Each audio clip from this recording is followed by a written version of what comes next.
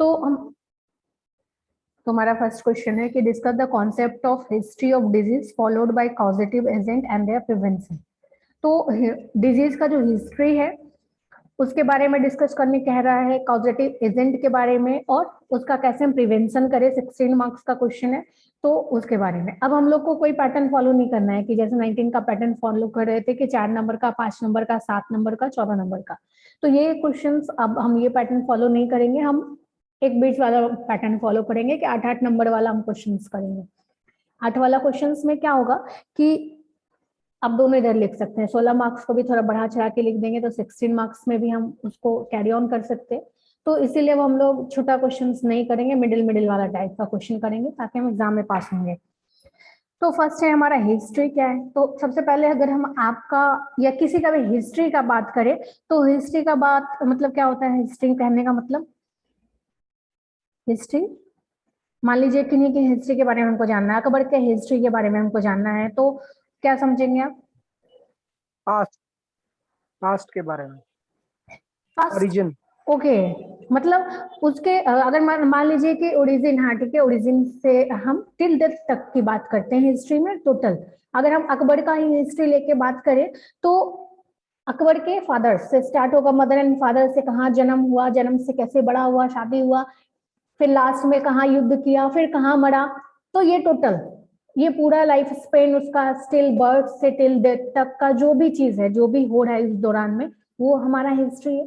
तो वैसे ही डिजीज की हिस्ट्री की अगर हम बात करें तो डिजीज का हिस्ट्री में भी क्या होता है कि स्टार्टिंग से लास्ट तक, या तो वो खत्म हो रहा है स्टार्टिंग जब आप वो कॉजेटिव एजेंट के इन्फेक्शंस में के अंदर आप आए, कोई सिम्टम्स आप में आया, या फिर आप एक्सपोजर हुए, उस एक इन्फेक्शन में आप एक्सपोज्ड हुए, तो वहां से टिल वो बीमारी बढ़ा, आपने डायग्नोसिस कराया नहीं कराया, क्या साइन एंड सिम्टम्स आया, फिर लास्ट कॉन्सिक्वेंसेस क्या हुआ। क्या हो सकता है, दो चीज हो सकता है कॉन्सिक्वेंसेस, 2-3 कॉन्सिक्वेंसेस हो सकता है। या तो आप फुल्ली क्योर हो गए, दूसरा कॉन्सिक्वेंसेस क्या हो सकता है कि आपका या तो डेथ हो गया, फुल्ली क्योर नहीं हो पाए, डेथ हो गया, या फिर पार्शियली क्योर है ना, थोड़ा सा डिसेबिलिटी इसके साथ ठीक हो गया।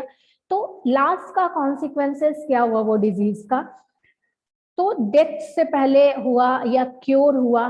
तो ये जो हम स्टार्टिंग है हिस्ट्री, डिजीज का हिस्ट्री की जब हम बात करेंगे तो कोई भी डिजीज कैसे बढ़ रहा है एक आदमी में, एक टाइम में, एक टाइम लिमिटेड टाइम में, तो उसको ही हम लोग बोलते हैं हिस्ट्री ऑफ डिजीज।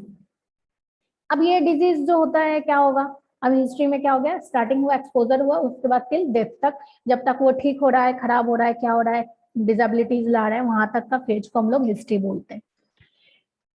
हिस्ट्री समझने में कोई दिक्कत है किन्हीं को? No ma'am. ओके, उसके बाद अब ये जो फेज है, ये 2 फेज होता है, कोई भी डिजीज का, कोई भी हिस्ट्री का 2 फेज है। पहले pre pathogenesis phase and second one is pathogenesis phase. तो ये जो प्री पैथोजेनेसिस फेज है वो क्या है कि आदमी प्री मतलब पहले, पैथोजेनेसिस से पहले का जो भी पीरियड है वो है हमारा प्री पैथोजेनेसिस। तो अब ये क्या है कि यहाँ पे इस जगह पे हमको क्या हुआ कि एक्सपोजर हुआ, वो आदमी एक्सपोजर हुआ, कोई भी रिस्क ऑफ डिजीज में एक्सपोजर हुआ। ये जो प्री पैथोजेनेसिस फेज है, इसका ये मतलब नहीं है कि आप बीमारी से ग्रसित होंगे। हो सकता है आपके बॉडी में इम्यूनिटी काफी बेहतर हो और आप उस डिजीज से कोई फर्क नहीं पड़ा आपको, बस एक्सपोज हुए और कोई फर्क नहीं पड़ा, आपका इम्यूनिटी इतना स्ट्रांग है, वो डिजीज नहीं हुआ। तो प्री पैथोजेनेसिस में क्या हुआ कि एक वैसा पीरियड जब आदमी को बीमारी होने से पहले का पीरियड, ठीक है। जैसे मान लीजिए कि हम कहीं गए, हमारी इम्यूनिटी बहुत अच्छी है और हम उस एक बीमारी से एक्सपोजर हुए, कोई भी कॉमन कम्युनिकेबल डिजीज से हम एक्सपोजर हुए, कोई कॉमन कोल्ड वाला आदमी है, सामने से छींक के चला गया, हम एक्सपोज हो गए, बट वहां पे क्या हुआ कि हमारे अंदर गया वायरस, बट हमारा कुछ नहीं बिगाड़ पाया। क्यों? क्योंकि हमारा इम्यूनिटी बहुत स्ट्रांग है। दूसरा कंडीशन क्या हो सकता है कि हमारी इम्यूनिटी अच्छी नहीं है, वो गया और फिर अब वो बहुत ज्यादा रेप्लिकेशंस के अंतर्गत बहुत ज्यादा रेप्लिकेट हो गया हमारे बॉडी में और वो बीमारी पैदा किया। 2 कंडीशंस है। तो ये दोनों कंडीशंस जो भी हो, उसका कॉन्सिक्वेंसेस जो भी होता है, बीमारी का कॉन्सिक्वेंसेस जो भी होता है, वो पैथोजेनेसिस फेज में है। और जो कॉन्सिक्वेंसेस कुछ नहीं हुआ, बस हम एक्सपोज्ड हुए, वेदर वो बीमारी आप में हो या नहीं हो, वो वाला फेज हमारा प्री पैथोजेनेसिस फेज है। जब आदमी कोई भी बीमारी का सामने आता है वो है हमारा पैथोजेनेसिस फेज। उसके बाद का जो फेज है, जब एक्सपोजर के बाद में आप में कोई साइन एंड सिम्टम्स दिखने लग जाए, तो वो साइन एंड सिम्टम्स इंक्यूबेशन के बाद का जो पीरियड है वो है हमारा पैथोजेनेसिस फेज। यहाँ तक में कोई दिक्कत है? मैम इंक्यूबेशन पीरियड जो होता है वही प्री पैथोजेनेसिस होता है। इंक्यूबेशन पीरियड में हाँ, इंक्यूबेशन पीरियड को आप मान सकते हैं। इंक्यूबेशन पीरियड में मेनली क्या होता है कि वो आपके बॉडी में रेप्लिकेट कर रहा है। अगर वो रेप्लिकेट हो गया तो वो पैथोजेनेसिस में है। बट ऐसा है कि अगर आपका इम्यूनिटी आपके बॉडी में उसको रेप्लिकेट ही नहीं करने दे, तो इंक्यूबेशन पीरियड आप नहीं मान सकते कि वो प्री पैथोजेनेसिस फेज है, क्योंकि अगर वो आपके बॉडी में इंक्यूबेट कर गया, 3 to 4 डे का टाइम ले लिया, इंक्यूबेट कर गया, तो वो साइन एंड सिम्टम्स दिखाएगा ही दिखाएगा, बट तो वो पैथोजेनेसिस में आ जाएगा। बट प्री पैथोजेनेसिस में ऐसा कहीं नहीं लिखा है कि वो डिजीज दिखाएगा ही दिखाएगा। बट कोई भी चीज आप में घर बना गया, इंक्यूबेट कर गया, रेप्लिकेट कर गया, वो तो बीमारी दिखाएगा ही दिखाएगा। बट प्री पैथोजेनेसिस में ऐसा नहीं है। हो सकता है वो आदमी का इम्यूनिटी काफी अच्छा हो और वायरस को कुछ नहीं, इंस्टेंट गया, इंस्टेंट मार दिया, WBC उसको खत्म कर दिया, जो भी आपके बॉडी में इस टाइप के वॉरियर्स हैं उसको खत्म कर दिया गया। ठीक है, तो इंक्यूबेशन पीरियड कुछ अलग चीज है, जिसमें कि कोई भी चीज आपके बॉडी में अंदर गया, एंटर कर गया और साइन एंड सिम्टम दिखाता है, तो वो मे भी पैथोजेनेसिस फेज में आ जाएगा। इसमें सिर्फ आप रिस्क से एक्सपोज होते हैं, उससे ज्यादा कुछ नहीं है। प्री पैथोजेनेसिस में रिस्क से एक्सपोज हो जाते हैं। और इंक्यूबेशन पीरियड का बात करें तो वो में भी दोनों के मिड में आएगा, क्योंकि जैसे इंटर किया हो सकता है वो पूरा खत्म हो जाए। तो और ऐसा भी हो सकता है कि प्री पैथोजेनेसिस में एक्सपोज होने के बाद डिजीज भी काउज कर जाए, तो वो मिड में आएगा, दोनों के मिड में आएगा। आप किन्हीं एक में उसको कंसिडर नहीं कर सकते। क्लियर है? ओके। तो हिस्ट्री यहाँ तक कंप्लीट हो गया। टिल अब पैथोजेनेसिस में जो भी चीज आए, साइन एंड सिम्टम्स के बाद आदमी जिंदा बचे मर जाए, कोई दिक्कत नहीं है, वो पूरा हिस्ट्री हो गया डिजीज का। उसके बाद नेक्स्ट हमारा क्या है? काउजेटिव एजेंट। तो काउजेटिव एजेंट क्या है? एजेंट की जब हम बात करते हैं तो मान लीजिए आपके घर में बहुत सारे एजेंट रहते हैं, पॉलिसी बेच रहे हैं, कोई भी LIC के पॉलिसी बेच रहे हैं, तो उसको भी हम एजेंट बोलते हैं। तो एजेंट कहने का मतलब है वैसा कोई भी सब्सटेंस, कोई भी चीज, यहाँ पे काउजेटिव जो काउज कर रहा है।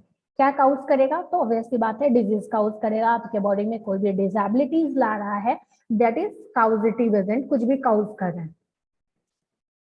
तो अब ये जो काउजेटिव एजेंट है, ये जरूरी नहीं कि सिर्फ वायरस, बैक्टीरिया, फंगाई इस टाइप का ही हो, ऐसा नहीं है। जरूरी नहीं है कि आपने थ्योरी ऑफ मल्टीपल काउजेस पढ़े होंगे जब ये डिजीज चैप्टर पढ़ा रहे थे, तो वहां हमने पढ़ा था कि एक बीमारी के सिर्फ जरूरी नहीं कि एक जो बीमारी हो रहा है वो सिर्फ और सिर्फ एक चीज की वजह से हो रहा है। मे भी एक वायरस की वजह से आपके अंदर में मे भी कैंसर हो रहा है, ऐसा जरूरी नहीं है। वायरस से भी कैंसर होता है, तो ये मत समझिएगा सिर्फ मल्टीप्लिकेशन से ही कैंसर होता है। कैंसर का बहुत काउजेज है।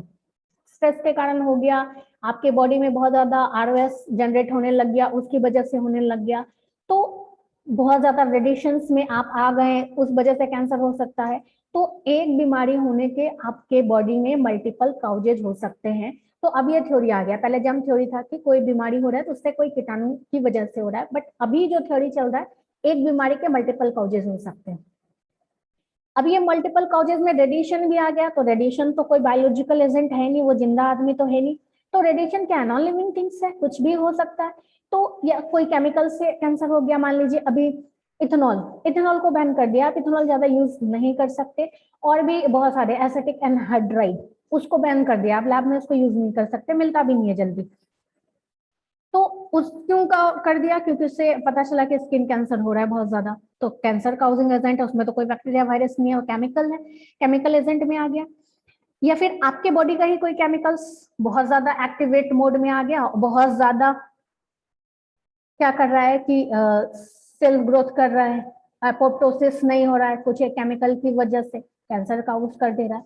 तो कहने का मतलब क्या है कि एक वजह से बीमारी नहीं होती, बीमारी होने के बहुत सारे वजह है। तो अब ये जो कॉजेटिव एजेंट है, तो ऑब्वियसली बात है बहुत तरह से होगा।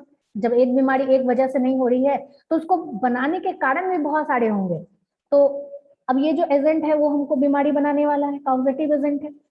तो अब ये जो एजेंट है सिर्फ लिविंग थिंग्स नहीं हो सकता, तो वो क्या हो सकता है, कोई सब्सटेंस हो सकता है, लिविंग हो सकता है, नॉन लिविंग हो सकता है, कोई एक फोर्स हो सकता है, कुछ भी हो सकता है, दिखने वाला, नहीं दिखने वाला, कुछ भी टाइप का चीज हो सकता है, जिससे या फिर बहुत टाइप का जिसके बहुत ज्यादा होने से या बहुत कम होने से कोई एक बीमारी को इनिशिएट कर रहा हो, जनरेट कर रहा हो, तो वो हमारा काउजेटिव एजेंट है।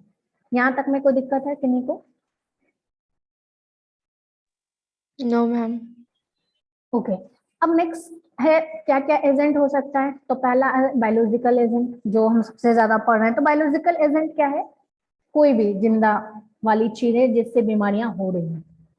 बैक्टीरिया हो सकता है, वायरस हो सकता है, प्रोटोजोआ हो सकता है, इवन इंसान भी हो सकता है। कैसे इंसान कैसे बीमारी बढ़ाएगा? डायरेक्ट कांटेक्ट के थ्रू कम्युनिकेट करेगा। वो भी कर सकता है, और तुम लोग जैसे जैसे मेरा बीपी कभी कभी तुम लोग बढ़ाते हो, तो बायोलॉजिकल एजेंट, ठीक है।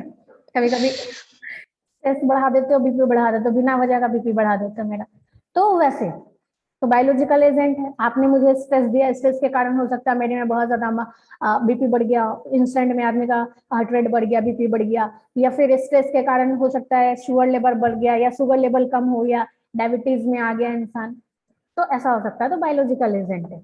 दूसरा क्या है, न्यूट्रिशनल एजेंट। न्यूट्रिशनल एजेंट क्या है कि न्यूट्रिशन से, अब न्यूट्रिशन तो अच्छी चीज है, हमेशा पॉजिटिव इंडिकेटर्स के रूप में आप पढ़े हैं, लेकिन कोई भी चीज बहुत ज्यादा या बहुत डेफिशिएंसी में खराब होता है। अब कैसे खराब हो जाएगा? तो ये जो न्यूट्रिशन वाला चीज हमने पढ़ा होगा, कार्बोहाइड्रेट्स पढ़े होंगे, या प्रोटीन्स पढ़े होंगे, या फिर हमने बहुत सारे मिनरल्स के बारे में पढ़ा है, तो वहां पे हमने इससे रिलेटेड डिसऑर्डर्स भी बताया है, कोई भी बीमारी के बारे में, कि मान लीजिए फास्फोरस ही ज्यादा हो गया तो उससे क्या हो रहा है, या फास्फोरस कम ही हो गया तो क्या हो रहा है। तो हमारे पास क्या है कि एक एवरेज में रिक्वायरमेंट है, सभी का हमने रिक्वायरमेंट पढ़ा है कि इतना से इतना के बीच होना चाहिए, 3 से 5 mg पर डे हमको लेना है, ठीक है। उससे ज्यादा ले लिया, आप 15-15 mg डेली ले रहे हैं, तो क्या होगा, कहीं तो बाहर निकलेगा, वो बॉडी से बाहर उसको निकलना है। अगर बाहर नहीं निकल रहा है नॉर्मल वे में, तो वो कहीं जाके डिपॉजिट हो रहा है आपके बॉडी में। डिपॉजिट जैसे ही होगा आपके बॉडी में, वो कहाँ डिपॉजिट होगा, अभी के घर में कोई नॉर्मल आदमी आ रहा है, ठीक है, 1-2 गेस्ट आ रहा है, ठीक है, अब डेली डेली एक ही गेस्ट आ रहा है, तो क्या करेंगे आप, एडजस्ट नहीं करेंगे उसके साथ, डेली डेली आपको अपने रूम में सुलाना पड़ रहा है, तो आपका दिनचर्या खराब होगा, आपका खुद का रूटीन खराब होगा। आपको पढ़ना है, डेली पढ़ना है, अब वो अपनी पढ़ रहे हैं, गेस्ट है, तो आप बहुत, तो वो क्या करेगा, आपके जगह पे आने लग जाएगा, तो आप नॉर्मल फंक्शनिंग करना भूल जाएंगे, वो एबनॉर्मल होने लग जाएगा, अंदर से आप स्ट्रेस में आने लग जाएंगे, फिर बहुत सारे एबनॉर्मलिटीज आने लग जाएंगे। तो सेम हमारे बॉडी के साथ भी यही होता है, कोई भी चीज ज्यादा होने लग जाता है या कमी होने लग जाता है, तो उसका बॉडी पे असर पड़ता है, तो हमारा क्या होता है, ऑर्गन मेल फंक्शन करने लगता है, सही से फंक्शन नहीं करने लग जाता है। तो जो इस टाइप के जो भी न्यूट्रिशन बेस्ड डिजीज हैं, तो वो हमारे न्यूट्रिशनल एजेंट के अंतर्गत आ जाएंगे। उसके बाद है फिजिकल एजेंट। फिजिकल एजेंट में क्या है कि जो अभी मान लीजिए अभी बरसात का बहुत मौसम है, बहुत ज्यादा बारिश हो रहा है, फिर क्या है, मे बी कॉमन कोल्ड हो गया, या आप भीग रहे हैं बरसात में, जाके नहाने चले गए तो सर्दी पकड़ लिया, या कुछ भी हो गया, रसेस हो गए पूरे बॉडी में, मे बी एसिड रेन होगा। तो इस टाइप के जो भी चीज है वो हमारे फिजिकल एजेंट के अंतर्गत आते हैं। उसके बाद है हमारा केमिकल एजेंट। तो केमिकल एजेंट क्या है, केमिकल की वजह से, तो अब ये जो केमिकल है वो दो तरह का हो सकता है, पहला इंडोजेनियस एंड सेकेंड इज एक्सोजेनियस। तो इंडोजेनियस कहने का मतलब है अंदर का, अंदर कहाँ, तो आपके बॉडी के अंदर का। तो हमारे बॉडी में बहुत सारे केमिकल्स हैं, तो अब ये कौन कौन सा केमिकल है, यूरिक एसिड है, आपने पढ़ा होगा, बहुत सारे एमिनो एसिड्स है, कोई भी चीज जाके आपके बॉडी में टूट रहा है, ग्लूकोज है, सुक्रोज है, बहुत सारा है, बिलीरुबिन है, बहुत सारे केमिकल मैसेंजर्स हैं। तो अब ये कोई भी चीज गड़बड़ कर रहा है, मान लीजिए हमारे बॉडी में HCl है हमारे बॉडी में, क्या यस मैम। क्या प्रवीण HCl है हमारे बॉडी में, हाइड्रोक्लोरिक एसिड। Yes ma'am. तो यस आपका मैम। बॉडी जलता नहीं है उससे, नो मैम, पेट में रहता है ना, स्टोमक में। तो फिर जलता नहीं है आपका बॉडी, हम लोग क्यों नहीं वो तो जलता फिर, ऐसा एंजाइम है मैम। क्यों नहीं जलता? जल जाना चाहिए ना, वो तो काफी हाईली एसिडिक है, आप उसको टच करेंगे तो हाथ जल जाएगा आपका, तो फिर क्यों नहीं जलता आपका? Yes ma'am. स्टमक तो ऐसा मस्कुलर है, फिर क्यों नहीं जलता?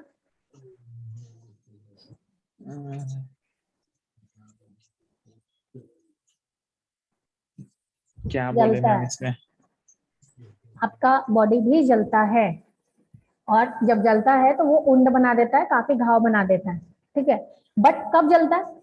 एसिडिटी जो आपको होती है नॉर्मली, एसिडिटी जो होता है, क्या हो रहा है, वो बहुत ज्यादा एसिड का सिक्रेशन हो रहा है। अगर ये एसिडिटी आप में कंटिन्यूअस हो रहा है तो वो क्या बोलता बनाता है, आपके बॉडी में सोर बनाने लग जाता है, उंड बनाने लग जाता है, घाव बनाने लग जाता है, वो खुद के मसल्स को जलाने लग जाता है। बट हमारे बॉडी में क्या है कि बहुत ज्यादा उसको न्यूट्रलाइज करने के लिए बहुत कुछ रहते हैं, तो इसीलिए हमारा बॉडी पे वो नुकसान नहीं करता, वो हमारे बॉडी के बेनिफिशियल के लिए। बट जैसे थोड़ा इधर उधर में गड़बड़ी हो गया, दोनों के बैलेंस में गड़बड़ी हो गया, तो वो आपके बॉडी में स्टमक में अल्सर क्रिएट करते हैं। आपने पढ़ा होगा अल्सर, पेट में अल्सर हो गया है। अल्सर क्या है? बस वही एसिड बहुत ज्यादा सिक्रेशन हो गया, घाव बना दिया। एसिड का काम ही है जलाना, पेट को जला दिया, घाव बना दिया, उंड कर दिया आपके।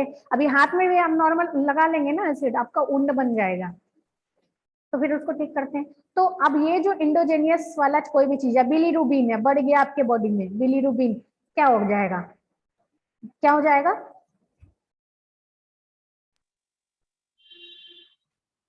जॉन्डिस हो बिलीरुबिन क्या जाएगा, होता है? जॉन्डिस हो जाएगा।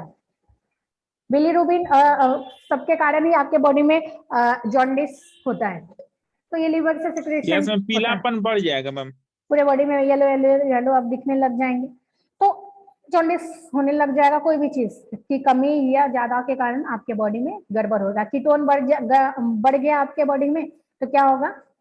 शुगर लेवल आपका बढ़ जाएगा। कीटोन्स भी प्रेजेंट, अगर आपके यूरिन में प्रेजेंट होने लग गया, मतलब आपको डायबिटीज है। यूरिक एसिड होने लग गया, इसका मतलब क्या है? गाउट का शिकार आप हो सकते हैं, गठिया हो सकता है आपको। तो ये सब चीज या कम होने से कुछ ना कुछ बीमारियां जरूर होती हैं। ये तो हमारे बॉडी के अंतर्गत था। अब बाहर की बात करें तो बाहर में कौन सा केमिकल्स है? तो जैसे आप लैब में काम कर रहे हैं, बहुत सारे लैब में आपने काम किया है, तो कोई भी चीज, जैसे आप लोगों को मैंने वो कुछ प्रैक्टिकल में आए थे, तो मेरा पूरा 1 वीक तक हाथ खराब रहा था। क्यों? क्योंकि नाइट्रिक एसिड मैंने यूज किया था, पता नहीं कैसे हाथ में लग गया था, और वो पूरा नाइट्रिक एसिड येलो येलो हाथ कर देता, और फिर वो स्किन रिमूव जब तक नहीं होता तब तक वो स्किन वैसे ही रहता है। तो उस वजह से कोई बीमारी हो सकती है। बहुत ज्यादा आप लैब में वर्क करे विदाउट ग्लव्स, तो कुछ ना कुछ बीमारियां वहां पे हो रही है। वैसे ही बाहर में इतने डस्ट है, इंसेक्टिसाइड्स का यूज कर रहे हैं विदाउट मास्क, तो वो कहाँ जा रहा है? आपके लंग्स में जा रहा है, लंग्स डिसऑर्डर्स बढ़ाएगा। तो इस टाइप के जो भी चीज है, जिस भी केमिकल की वजह से हो रहा है, तो दैट इज केमिकल एजेंट। उसके बाद है मैकेनिकल एजेंट। मैकेनिकल एजेंट में क्या हो गया कि मान लीजिए फ्रिक्शंस की वजह से आप एक्सीडेंट हो गया, गाड़ी चला रहे हैं, बहुत ज्यादा हाई स्पीड में गाड़ी चला रहे हैं, तो क्या हुआ कि गाड़ी घर्षण में गया और आपके चिथड़े उड़ाते हुए गए, हाथ वाथ टूट गया, डिसऑर्डर्स काउज किया, डिसेबिलिटीज काउज किया। तो इस टाइप के जो भी एजेंट है उसको हम लोग बोलते हैं मैकेनिकल एजेंट। उसके बाद है सोशल एजेंट। सोशल एजेंट में क्या आ गया? स्मोकिंग आ गया, पॉवर्टी हो गया, अल्कोहल यूज हो गया, ड्रग अब्यूज हो गया। तो ये सब चीज कोई बेहतर चीज नहीं है, बढ़िया चीज नहीं है, तो इससे भी आपको बीमारी होता है। और दूसरा क्या है कि पैसिव स्मोकिंग, ये हम पहले भी बताए थे। एक होता है एक्टिव स्मोकिंग। एक्टिव स्मोकिंग में क्या होता है? क्या होता है? जो खुद स्मोक करता है, वो खुद स्मोक करता है। और पैसिव में मतलब कि उसका जो मतलब कि ये वो स्मोक निकालता है, वो अगर कोई दूसरा इनहेल कर रहा है तो वो पैसिव हाँ, स्मोकिंग कर रहा है। Very good. तो यहाँ पे क्या होता है कि जो पैसिव स्मोकिंग है वो ज्यादा खतरनाक है। अगर आप दूसरे का स्मोकिंग वाला चीज अपने अंदर इनहेल कर रहे हैं तो वो बहुत ज्यादा खतरनाक है। तो पैसे, ऐसा नहीं है कि आप खुद है कि अरे दोस्त पी रहा है, ठीक है कोई दिक्कत नहीं है, हम तो नहीं पी रहे ना, लेकिन वो पैसिव स्मोकिंग से भी आपको बहुत ज्यादा लंग्स का कैंसर हो सकता है, बहुत ज्यादा लंग्स डिसऑर्डर्स हो सकता है। तो सोशल एजेंट भी यहाँ पे बहुत मायने रखता है कोई भी डिजीज काउज करने में। तो यहाँ तक में कोई दिक्कत किन्हीं को? कोई भी क्वेश्चन? No ma'am. किन्हीं को भी नो दिक्कत मैम। नहीं है? मैम बिलिरुबिन का और क्या क्या काम है?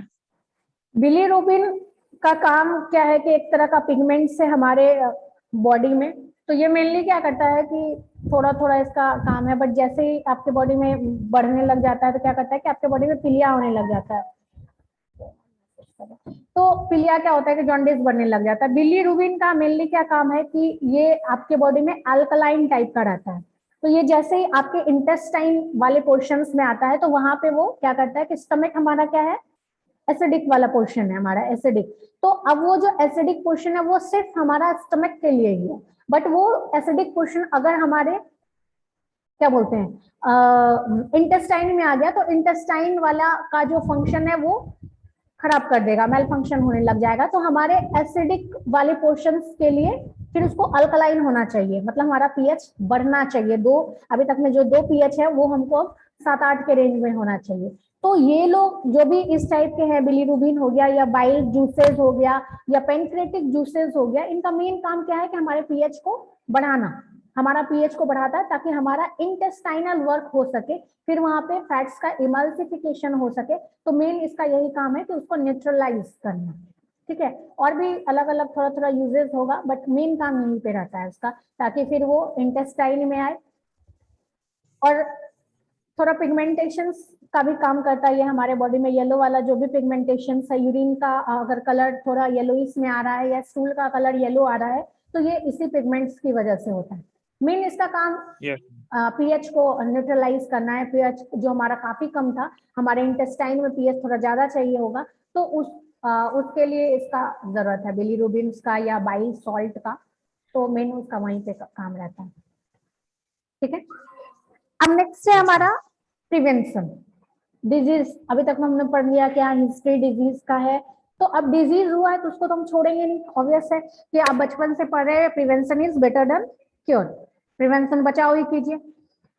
तो अब ये जो हम बचाव करेंगे कैसे करेंगे बचाव, जैसे अभी आप कोरोना है तो सभी लोग बचाव कर रहे हैं ताकि बीमारी ना हो, तो हम लोग बचाव कर रहे हैं इसके लिए।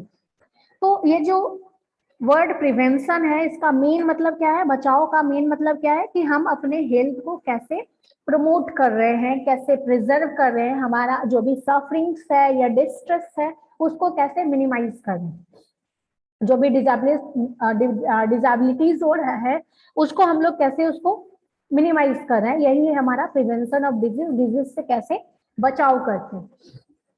दूसरा बात क्या है कि ये जो बचाव है वो बहुत तरह का रहता है, बहुत ज्यादा तरह का रहता है बचाव। या तो बीमारी से पहले कर लेते हैं या बीमारी होने के बाद हम थोड़ा क्या वाहियात क्या बोलते हैं उसको वो बरतते हैं थोड़ा कि हाँ चलो अब थोड़ा हो गया है तो अब ज्यादा नहीं हो, या ज्यादा हो गया तो और हम मर नहीं जाए। तो ये सब जो चीज है ऐसा नहीं है जैसे बीमारी होने से पहले ही जो चीज हम करते हैं वही हमारा प्रिवेंशन है। बीमारी के रहते भी हम प्रिवेंशन करते हैं, बीमारी के बाद भी हम प्रिवेंशन करते हैं। तो हमारा जो ये प्रिवेंशन है बीमारी से बचने का तरीका या हेल्थ प्रमोशन का तरीका या हेल्थ को प्रिजर्व करने का तरीका, इसको ही हम लोग बोलते हैं प्रिवेंशन। क्लियर है प्रिवेंशन वर्ड क्या? Yes ma'am. उसके बाद अब ये जो प्रिवेंशन है ये 4 तरह का मेनली रहता है, 3 को मेनली पढ़ते हैं। एक और है प्राइमोडियल प्रिवेंशन, प्राइ मतलब पहले का। अब ये प्राइमोडियल प्रिवेंशन कब हुआ कि कोई भी रिस्क फैक्टर है, कोई भी रिस्क है, मान लीजिए हम इसको रिस्क फैक्टर मान के चल रहे हैं, तो वो पॉपुलेशन में आने से पहले हम प्रिवेंट कर दिए, तो वो है हमारा प्रीमोडियल प्रिवेंशन। नहीं समझ में आया, फिर से समझाते हैं। मान लीजिए जब कोविड स्टार्ट हुआ था तो क्या हुआ हमारे देश में, जब हमारे देश में नहीं था लॉकडाउन वाली पोजीशन में, तो हमारे देश में आ चुका था।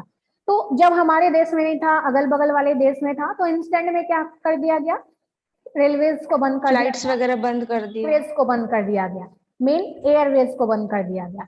तो जैसे एयरवेज को बंद किया तो वो क्या हुआ कि दूसरे कंट्रीज से हमारा कांटेक्ट टूट गया।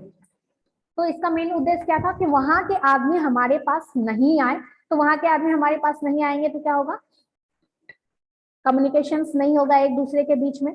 जैसे एक दूसरे के बीच में कम्युनिकेशंस नहीं होगा, बीमारी नहीं फैलेगी, यहाँ का आदमी यहीं रह गया, बाहर वाला जो बीमारी वाले लोग हैं वो हमारे पास नहीं आए। तो इस टाइप के जो भी प्रिवेंशन कर रहे हैं इमरजेंसी के तहत, तो उसको हम लोग बोलते हैं प्राइमोडियल प्रिवेंशन। सबसे ज्यादा बेनिफिशियल है ये, प्राइमोडियल प्रिवेंशन। उसके बाद आता है हमारा प्राइमरी प्रिवेंशन। अब यहाँ पे क्या हुआ है कि चलिए थोड़ा बीमारी फैल गया देश में, तो अब यहाँ पे हमको क्या करना है कि जो एक्शन हम लेंगे खुद में उस बीमारी को होने से पहले, मान लीजिए हमारे पड़ोस तक कोई बीमारी हो गया, पड़ोस तक में कोई बीमारी हो गया, कम बीमारी, तो अब हम क्या क्या एक्शन लेंगे कि वो बीमारी हमारे तक नहीं पहुंचे, वैसे बीमारी को हम लोग बोलते हैं प्राइमरी प्रिवेंशन। कोई दिक्कत? या बगल नो मैम। सोसाइटी में हो गया तो क्या कर रहे थे कि सोसाइटी लॉक कर दिया जा रहा था। कोविड में आप देखिए, आपने बहुत सारे न्यूज पढ़ा होगा कि सोसाइटी को बंद कर दिया गया, पेपर वाले को नहीं आने दिया, सब्जी वाले को नहीं आने दे रहा था।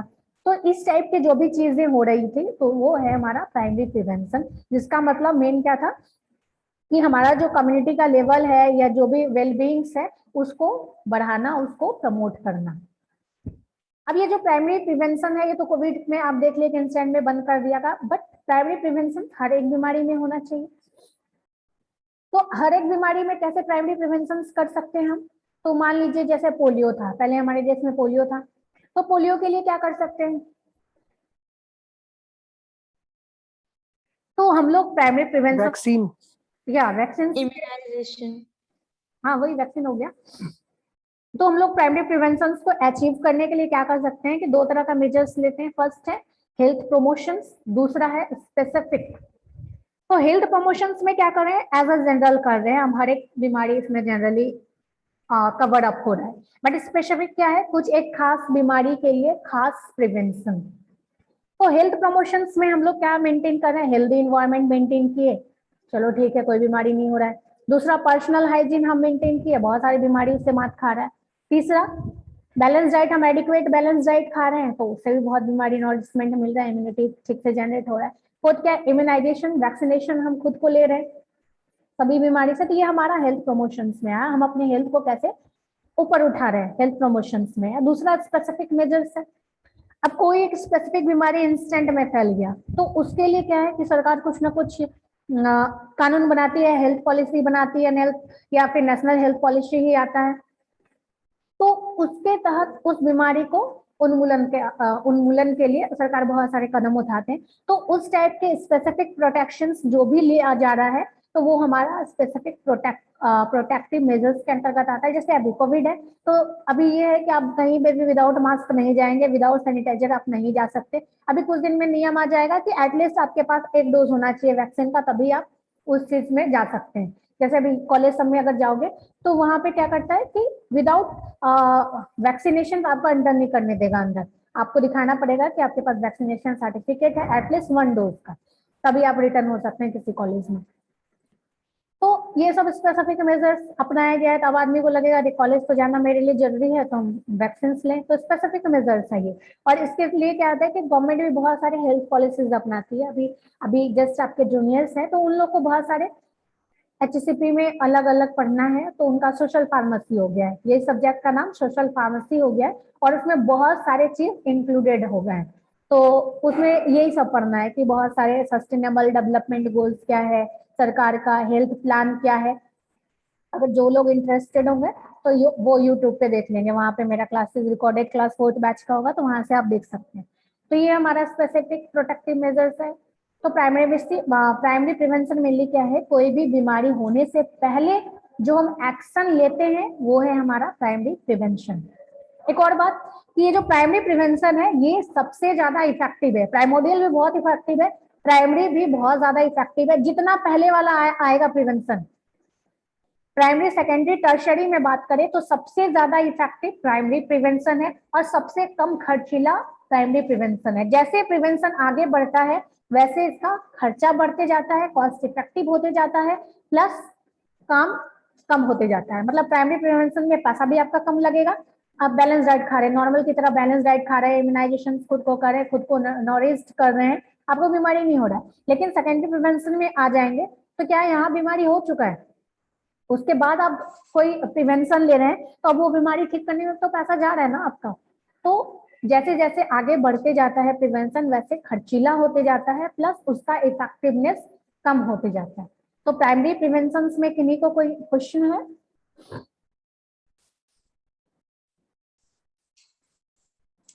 No ma'am. उसके बाद सेकेंडरी प्रिवेंशन आया। तो सेकेंडरी प्रिवेंशन में क्या है कि प्राइमरी में आपको डिजीज नहीं हुआ था, आपके अड़ोस पड़ोस तक डिजीज आया था, वहां पे आपने उसको, उससे पहले आपको हो, आपने पहले बहुत सारे मेजर्स ले लिए। अब ये जो सेकेंडरी प्रिवेंशन है, यहाँ पे क्या हो रहा है कि आपको, या तो आप एक्सपोज हो गए कोई डिजीज से, मान लीजिए आप गए, आपको पता चला गया अच्छा उसको कोविड निकला है, तो अब ये सेकेंडरी प्रिवेंशन हो सकता है वो आपने हो गया हो, या फिर आप उससे ग्रसित हो गए हो, आपको इंस्टेंट में पता चल गया तो आप उससे ग्रसित हो गए हो।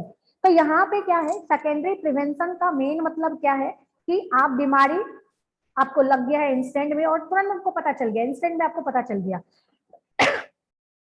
तो अब आपका क्या काम है, वो बीमारी आगे नहीं हो, आगे बीमारी जल्दी से ठीक हो, प्लस बीमारी में कोई भी कॉम्प्लिकेशन नहीं हो, कोई भी डिसेबिलिटीज नहीं हो, आगे चल के आप मर नहीं जाए, आप में कुछ बहुत उसका साइड इफेक्ट्स नहीं दिखे। तो इस टाइप के कॉम्प्लिकेशंस को प्रिवेंट करने का जो मोटो है, जो बचाव करते हैं, वो हमारा सेकेंडरी प्रिवेंशन के अंतर्गत आता है। क्लियर है? प्राइमरी में आपको बीमारी नहीं हुआ था, सेकेंडरी में आपको बीमारी हुआ और इंस्टेंट में आपको पता चल गया, तुरंत में, बहुत ज्यादा स्टेज नहीं हुआ, बहुत दिन नहीं हुआ, इंस्टेंट में आपको पता चल गया, एकदम शुरुआती दौर में आपको पता चल गया, और उस बीमारी को ठीक करने में और उससे रिलेटेड जो कॉम्प्लिकेशन होगा उसको ठीक करने में जो आपने प्रिवेंशन लिया है वो हमारा सेकेंडरी प्रिवेंशन के अंतर्गत आता है। अब ये प्रिवेंशन का मेन मतलब क्या है कि आपने फर्दर ऑन दूसरा इन्फेक्शन ना हो, सुपर इन्फेक्शन ना हो, दूसरा कोई कॉम्प्लिकेशंस ना हो, ये सेकेंडरी प्रिवेंशन का ये मोटो हो जाता है। अब ये क्या है कि ऑब्वियस सी बात है, प्राइमरी की तुलना में ये ज्यादा कॉस्टली है। उसके बाद क्या है कि इसका इफेक्टिवनेस प्राइमरी से कम है। यहां तक में कोई दिक्कत सेकेंडरी समझने में क्या? No ma'am. उसके बाद है अब टर्शियरी प्रिवेंशन। टर्शियरी प्रिवेंशन में क्या है कि ऑब्वियस सी बात है, यहाँ तक में हमारा इंस्टेंट फर्स्ट स्टेज में पता चल गया था तो वो हमारा सेकेंडरी है। तो टर्शियरी उससे और कुछ आगे होगा, आपके मन में ऐसा ख्याल आएगा। तो सेम चीज यहाँ पे भी सेम चीज हो रहा है कि टर्शियरी में क्या है कि हमको बीमारी हो गया, मान लीजिए कि कैंसर हो गया किसी को, तो इनिशियल स्टेज में उसको पता नहीं चला, लास्ट में उसको पता चला, तो अब लास्ट में पता चला तो अब तो आदमी वैसे छोड़ेगा नहीं, तो उसके बाद जो उसने बचाव किया खुद के गुड हेल्थ को ठीक करने में या खुद को प्रमोट करने में, उस कंडीशंस में से लड़ने में, अपने आप को स्ट्रेस फ्री रहने में, तो वो सब जो भी बचाव किया वो है हमारा टर्शियरी प्रिवेंशन। यहाँ पे इस एक प्रिवेंशन का सिंपल मतलब है खुद को मृत्यु से कैसे बचाएं या भयंकर डिसेबिलिटीज से कैसे बचाएं, तो उसका उस टाइप में जो भी हम बचाव करते हैं वो हमारा टर्शियरी प्रिवेंशन के अंतर्गत आता है। इस टाइप का जो प्रिवेंशन है वो सबसे महंगा है, बहुत ज्यादा एक्सपेंसिव टाइप का प्रिवेंशन है और ये काफी कम कारगर है, कुछ ना कुछ डिसेबिलिटीज छोड़ ही देगा। मान लीजिए अगर कैंसर से कोई ठीक भी हो रहा है तो इतना ज्यादा उसको ड्रग थेरापी दिया गया है या फिर केमोथेरापी दिया गया है, तो उसका क्या होगा कि हेयर लॉस हो गया या और भी बहुत तरह के कॉम्प्लिकेशंस लाते हैं। बट इस टाइप के क्या है कि मरा नहीं आदमी, या इस टाइप का कोई भी कॉम्प्लिकेशंस है उससे लड़ने में या उससे बचने में जो टाइप का प्रिवेंशन यूज हो रहा है वो हमारा टर्शियरी प्रिवेंशन है। और ये टर्शियरी प्रिवेंशन काफी ज्यादा महंगा है comparison to primary and secondary, और दोनों के बनस्पत में ये कम कारगर भी है। तो आज हम लोग यहीं तक कंप्लीट करते हैं, नेक्स्ट से फिर दूसरा चैप्टर्स पढ़ेंगे। ओके, मतलब उसके आगे का पढ़ेंगे, तो आई थिंक टाइम भी कम है। तो यहाँ तक में क्वेश्चन है कि नहीं को?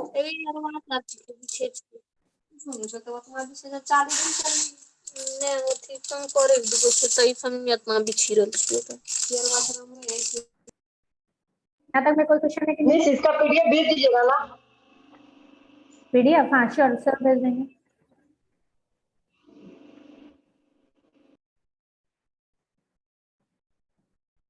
No ma'am.